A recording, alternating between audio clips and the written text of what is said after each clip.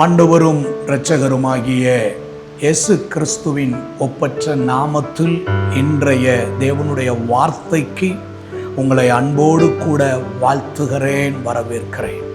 நம்முடைய ஜெபங்களுக்கு பதில் வருவதற்கு ஏன் தாமதமாகிறது என்பதை ஜெபத்தோடு தியானித்து கொண்டிருக்கிறோம். நம்முடைய ஜெபத்திற்கு பதில் வருவதற்கு தாமதமாவதற்கு முக்கியமான காரணங்களில் ஒன்று, தேவன் ஒரு நேரத்தை நமக்கு என்று நியமித்திருக்கிறார், காலத்தை நியமித்திருக்கிறார்.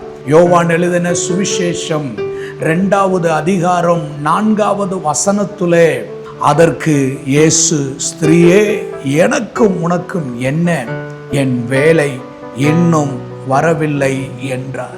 ஒரு பெரிய தேவைக்கு நடுவிலே, ஒரு பெரிய நெருக்கத்திற்கு நடுவிலே ஆண்டவராகிய இயேசு கிறிஸ்து தன்னுடைய அற்புதத்தை செய்வார் என்கின்ற ஒரு பெரிய நம்பிக்கையோடு இயேசுவின் தாயாகிய மரியாள் இயேசுவின் இடத்துல போய் அந்த திருமண வீட்டிலே ஏற்பட்டிருக்கக்கூடிய குறைவை தெரியப்படுத்தும் பொழுது இயேசு கிறிஸ்து சொல்லுகிற வார்த்தை, என் வேலை இன்னும் வரவில்லை என்றார். தமது வேலை வரவில்லை என்று சொன்ன இயேசு கிறிஸ்து அந்த காரியத்தை அப்படியே நிறுத்திவிடவில்லை. அந்த காரியத்தை விட்டு ஆண்டவர் விலகி போகவில்லை.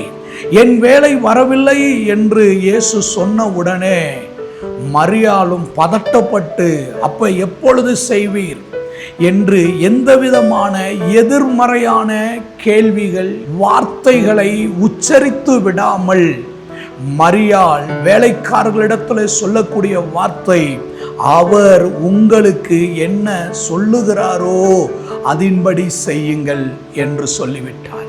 நாம் ஆராதிக்கிற ஆண்டவர் நம்முடைய வாழ்க்கையில எந்த ஒரு காரியத்தையும் சரியான நேரத்தில் சரியாகவும் நேர்த்தியாகவும் செய்து முடிப்பார்.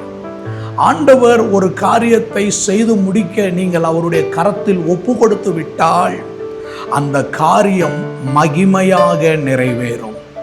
அந்த காரியம் ஆச்சரியப்படத்தக்கதாக, பிரமிக்கப்படத்தக்கதாக அந்த காரியங்கள் இருக்கும். இயேசு கிறிஸ்து வேலை வரவில்லை என்று சொன்னாலும் மரியாளுக்குள் ஒரு நம்பிக்கையும் ஒரு விசுவாசமும் இயேசு கிறிஸ்துவை குறித்ததான சரியான கண்ணோட்டம் இருந்தது.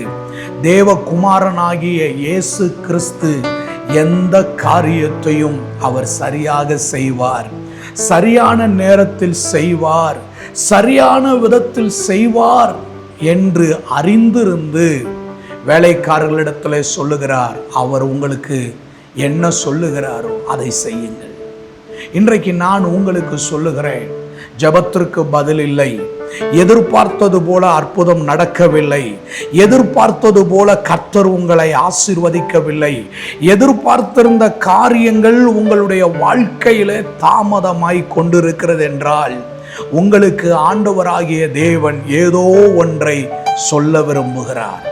ஆண்டவரிடத்தில் கேளுங்கள், ஆண்டவரே, நீர் எனக்கு இந்த நேரத்தில் நீர் சொல்ல விரும்புகிற காரியம் என்ன, எனக்கு உணர்த்த வேண்டிய காரியம் என்ன, நான் என்ன காரியத்தை செய்ய வேண்டும் என்று சொல்லி ஒரு திறந்த மனதோடு நீங்கள் காத்திருப்பீர்களே, ஆனால் உங்களுடைய ஜெபத்திற்கான பதில், உங்களுடைய தேவையை சந்திக்கிறதற்கான ஆலோசனையையும் வழி நடத்துதலையும் தேவன் உங்களுக்கு கொடுத்து தம்முடைய மகிமையை வெளிப்படுத்துவார்.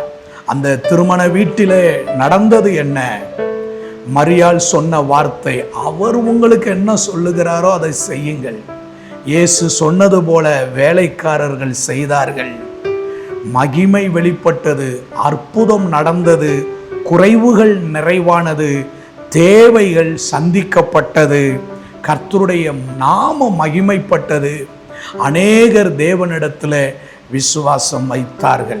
நீங்களும் கூட உங்களுடைய வாழ்க்கையில ஆண்டவர் என்ன சொல்ல வருகிறார் என்று நீங்கள் காத்திருந்து அதை பெற்றுக்கொண்டு அதன்படி செயல்படுவீர்களே ஆனால் நீங்கள் வெட்கப்பட்டு போக மாட்டீர்கள். உங்கள் ஜெபத்திற்கான பதில் வந்து தீரும். நாம் ஆண்டவருடைய கரத்தில் நம்மை ஒப்பு கொடுத்து ஜெபிப்போம்.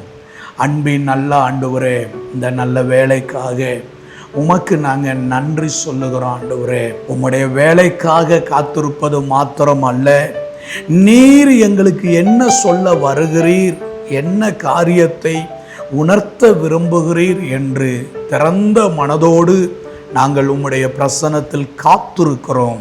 நீர் எங்கள் வாழ்க்கையில் உம்முடைய வார்த்தையை நீர் எங்களுக்கு வெளிப்படுத்துவீராக.